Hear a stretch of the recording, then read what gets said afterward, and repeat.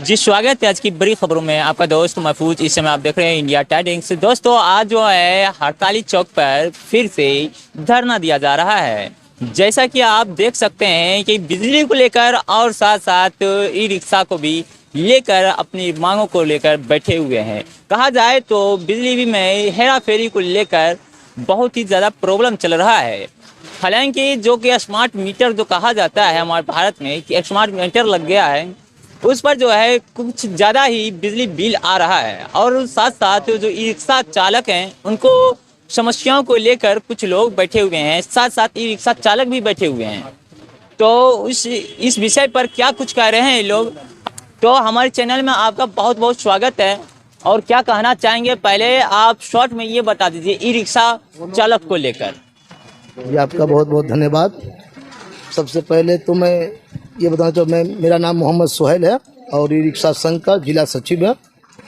E rickshaw में इतनी सारी प्रॉब्लम कर दिया है नगर निगम, जो रिक्शा चालक को मतलब जीना हराम करके रखा हुआ है। सबसे पहला प्रॉब्लम कि जब इलेक्शन के समय में कहा गया था कि अगर हम मेयर बन के आते हैं तो आप लोगों का सारा बेरियल मुक्त कर देंगे और आपको व्यवस्था देंगे, लेकिन हुआ उसका उल्टा।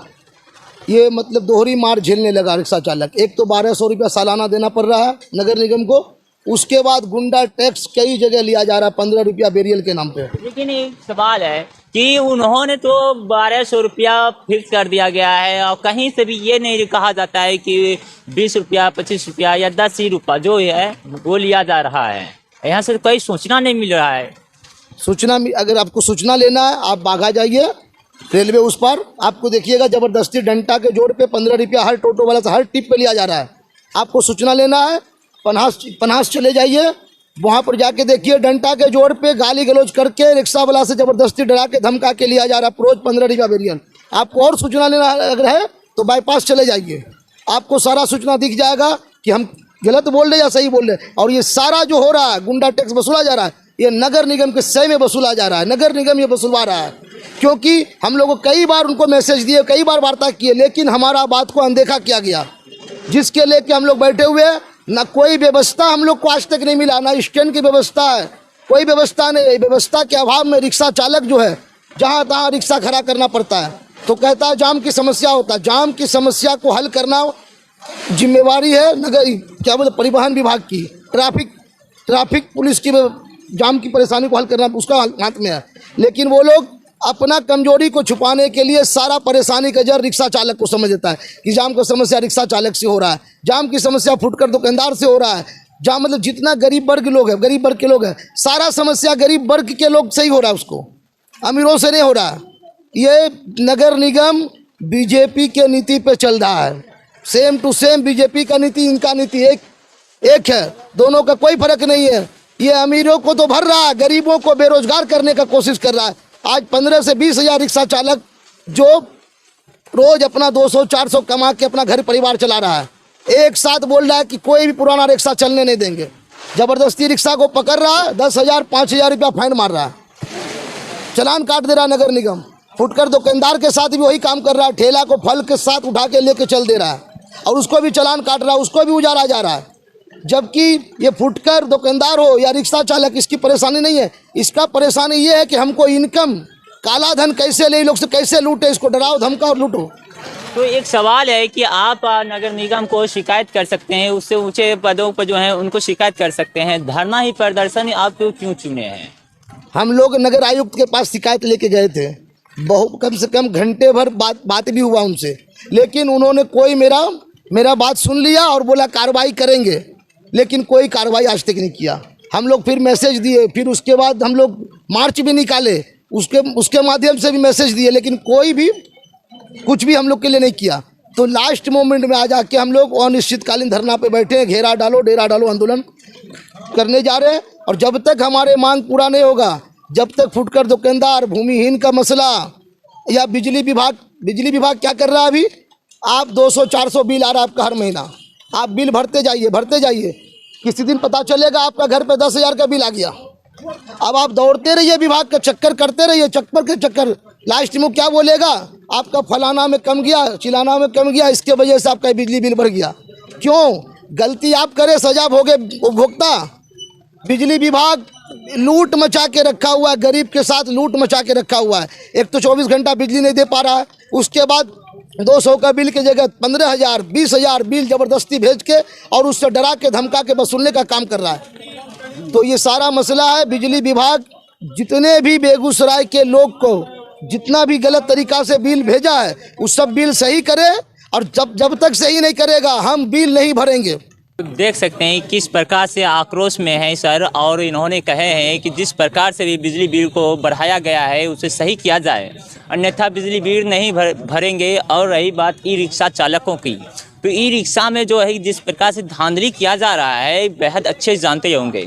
और ई रिक्शा से चालक से भी गुजारिश करते हैं, अगर आपके साथ ऐसा कुछ हो रहा है आप कमेंट करें इस वीडियो में, और साथ साथ इस वीडियो में आपको नंबर भी दे दिया जाएगा, उस नंबर पर भी आप संपर्क कर सकते हैं। फिलहाल आज और भी लोग हैं यहाँ पर, उनसे भी बात करेंगे कि बिजली विभाग को लेकर और क्या कुछ कहना चाहते हैं। आपका बहुत बहुत स्वागत है सर। जी, मैं राजेश श्रीवास्तव, नगर सचिव भाकपा माले बेगूसराय। बिजली की बात तो क्या कहेंगे, यहाँ तो इतनी अनियमितता है बिजली विभाग में जिसका कहना बड़ा मुश्किल है। आपका 100 रुपया बिल बनता है, सिर्फ सुन्ना बैठाना उनको है, सुन्ना ही वो बैठाते जाते हैं। 1 2 3 4 5 6 सुन्ना बैठा करके वह आपका बिल लाख भी बना सकते हैं और वो 5 लाख भी बना सकते हैं। जब से बिजली विभाग का निजीकरण हुआ है, बिजली विभाग संस्था हो गया है, मदमस्त हो गया है, और उपभोक्ताओं की कोई परवाह किए बिना वह बिजली बिल आपके माथे पर थोपते चला जा रहा है। बिजली बिल के कारण, बिजली बिल में हेरा फेरी कारण सारे लोग परेशान हैं। इसीलिए हमने मांग किया है कि बिजली बिल में हेरा फेरी बंद करो और बिजली बिल चोर अधिकारियों को दंड करो। बिजली उपभोक्ता अगर बिजली की चोरी करते हैं तो वहाँ कड़ा अनुशासन उनको भोगना पड़ता है बिजली विभाग। लेकिन कहा जाए तो जब से बिजली जो है प्राइवेट किया गया है तो उसको जो है स्मार्ट मीटर में बदल दिया गया है। आप रिचार्ज करेंगे जितना उतना ही आप उसको उपयोग कर सकते हैं, अगर रिचार्ज नहीं करते हैं तो उपयोग भी नहीं कर सकते हैं। तो इस पर क्या कहना चाहते हैं, क्योंकि स्मार्ट मीटर है उसमें तो किसी भी प्रकार का कोई चोरी तो नहीं हो सकती है। लोगों ने सोचा तो यही था, हम लोगों ने भी यही सोचा था कि smart meter as a mobile होगा, मोबाइल में पैसा भराते हैं तो बात होती है, नहीं भराते तो नहीं होती है। लेकिन स्मार्ट मीटर के साथ ऐसा कोई कंडीशन नहीं है कि पैसा भराइएगा तो चलेगा, नहीं भराएंगे तो नहीं चलेगा। स्मार्ट मीटर में भारी धांधली है, वह पहले के मीटर से भी ज़्यादा चोरी स्मार्ट मीटर कर रहा है। उसका कई तरह का सर्विस शुल्क है, क्या है उसका चक्रवृद्धि ब्याज है, ये सब मिलाकर मान लिए अगर स्मार्ट मीटर में पैसा भराने पर स्मार्ट मीटर चलता और बंद हो जाता तो ठीक है, बहुत सारे स्मार्ट मीटर हैं बंद है, हम पैसा भरा देते हैं, आप चला दीजिए उसको। ऐसा कोई प्रावधान नहीं है, वह भी चोरी कर रहा है बिजली बिल का। यानी कि कहना चाहते हैं कि जो स्मार्ट मीटर है उसमें रुपया भराने के बाद भी चालू नहीं होता है। जी, चालू होता है लेकिन आपके ऊपर ड्यूज पर ड्यूज बढ़ता चला जाता है। या फिर आप अगर 500 रुपया भराते हैं तो पिछले बकाया बिल से आपको 300 काट लेगा। अगर 500 रुपया में आपको 20 दिन बिजली मिलना है तो 20 घंटे में बिजली आपकी काट दी जाएगी। फिर आप पैसा भराएंगे, फिर आपको 20 घंटे में बिजली काट दी जाएगी। यानी चोर दरवाजे से स्मार्ट मीटर अपना कारोबार चला रहा है।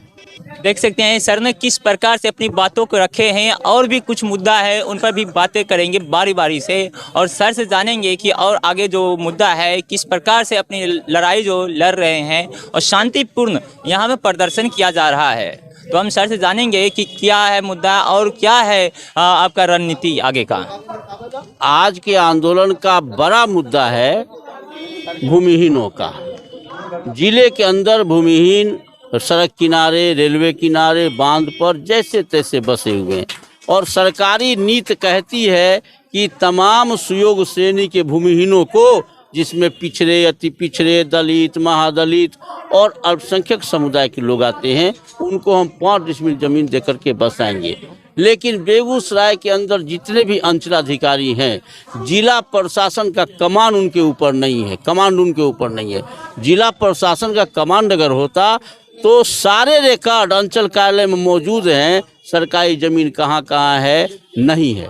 सरकारी ज़मीन का रिकॉर्ड उनके पास रहते हुए भी वो भूमिहीनों को नहीं बसा पा रहे। आप देख लीजिए, यहाँ ये लोग बैठे हुए हैं लोहिया नगर रेलवे गुमटी के पास, ये महादलित भूमिहीन है। और रेलवे किनारे बसे हुए जान को जोखिम में डाल करके। बहुत सारे लोग मर गए वहाँ प्रदूषण के कारण, बहुत सारे लोग मर गए सांप काटने से, बहुत सारे लोग मर गए रेल में कट करके। वहाँ की ये स्थिति है और 50-60 वर्षों से ये लोग वहाँ बसे हुए हैं।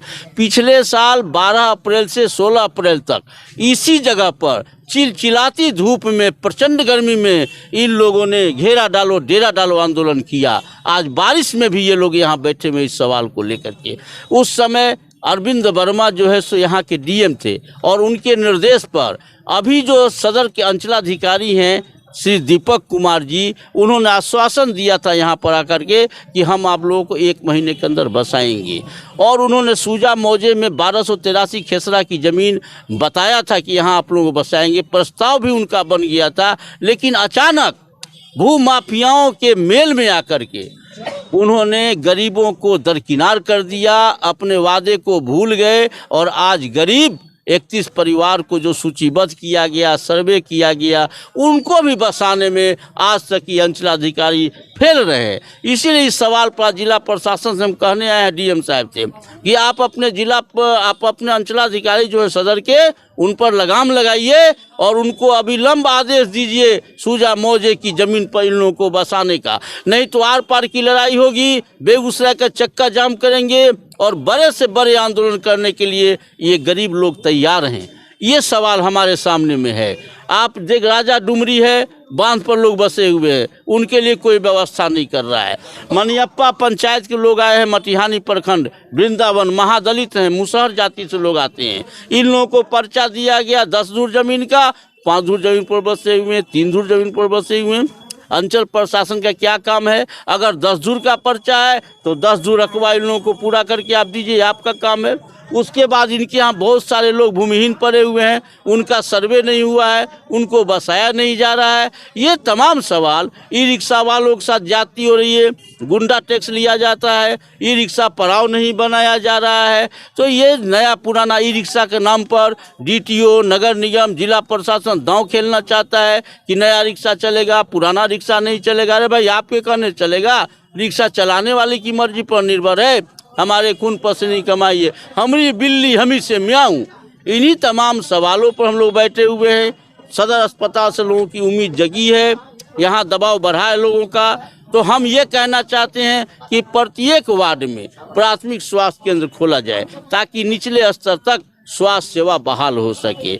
आप कोरोना काल में गरीब मजदूर जो लोग थे वो पूंजी के अभाव में आज दर दर भटकने को मजबूर हैं और सरकार की जो नीतियां आती हैं वो गरीबों के विरुद्ध आती हैं। लोन उनको मिलता नहीं, लोन मिलता है पैसे वालों को।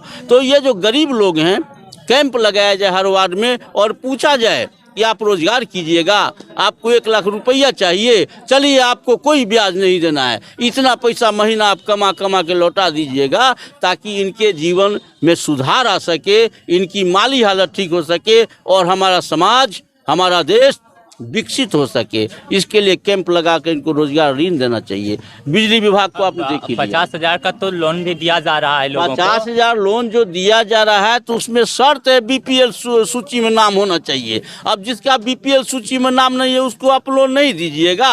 आप 100 शर्त लगा करके जो आप लोन देते हैं, ऐसे ही सारे लोग छट जाते हैं। अगर 100 लोग हैं, आप उसमें शर्त 5 को लगा दीजिएगा तो 99 लोग छट जाते हैं, बचते हैं 1 आदमी। अब 1 आदमी में आप जो है सो लोन मुहैया कर रहे हैं, कमीशन खोरी कर रहे हैं। ये तमाशा बना के रख दिया है। कहीं नहीं लोन मिल रहा है लोगों को 50,000 25,000। ये सब झूठ बात है। अगर मिल रहा है तो उसको सार्वजनिक किया जाए। जिसको ज़रूरी है, आधार कार्ड है, आधार कार्ड लीजिए, आधार कार्ड पर लोन दीजिए। बाकी छोड़ दीजिए, घर है कि नहीं, ज़मीन है कि नहीं, परिवार है कि नहीं। ये सारे चीज़ जो कंडीशन लगा दिए जाते हैं तो कंडीशन लगाने के बाद उनका हक मार लिया जाता है। देख सकते हैं कि सर ने किस प्रकार से अपनी मांगों को रखे हैं। क्या ये मुमकिन हो सकता है कि आधार कार्ड दिखाकर लोन लिया जा सकता है? अगर ये मुमकिन है तो सरकार से अनुरोध है कि ये मुमकिन को, ये जो शर्त है इसे हटाकर आधार कार्ड पर ही लोन दिया जाए। किसी भी प्रकार से सभी को बराबर का हक दिया जाए। फिलहाल इस वीडियो को देखकर अपनी राय क्या देते हैं, अपनी राय कमेंट में जरूर दीजिएगा। फिर मिलेंगे एक नई वीडियो के साथ, तब तक के लिए दें हम इजाज़त। धन्यवाद।